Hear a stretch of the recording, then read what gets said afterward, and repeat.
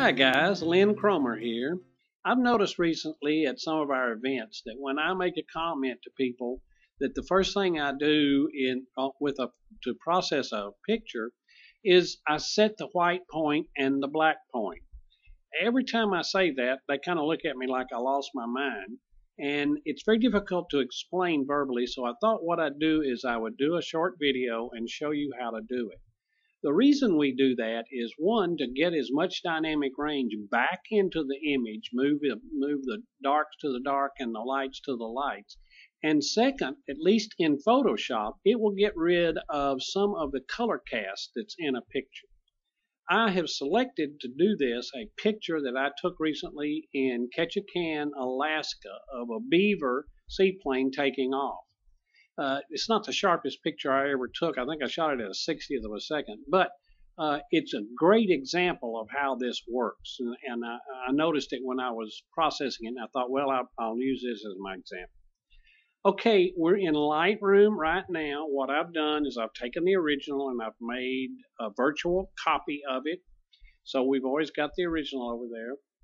If you'll notice in the histogram, that everything is bunched up right in the middle. What the objective here is to move the darks over to the dark end and move the whites over to the white ends, and to get the dynamic range back in this image. To do that, we will use the white slider and the black slider.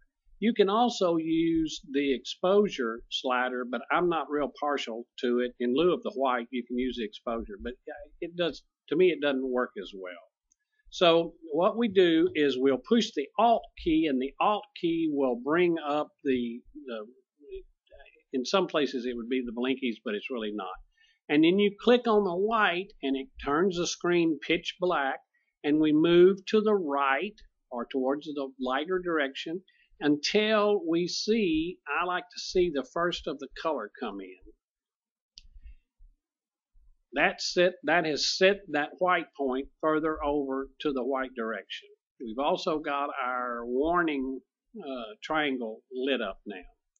Okay, now we go to the blacks, do the same thing, push the Alt key, grab the black slider, we've got a white screen, move it to the left until we start getting a little bit of color right in there. Okay, now as you can tell right off, we've made a fairly good change in this picture. It's still not perfect. That's where it was. This is where we've gone to. It's still not perfect, but it's a whale of a lot better than it was, and that's a great start.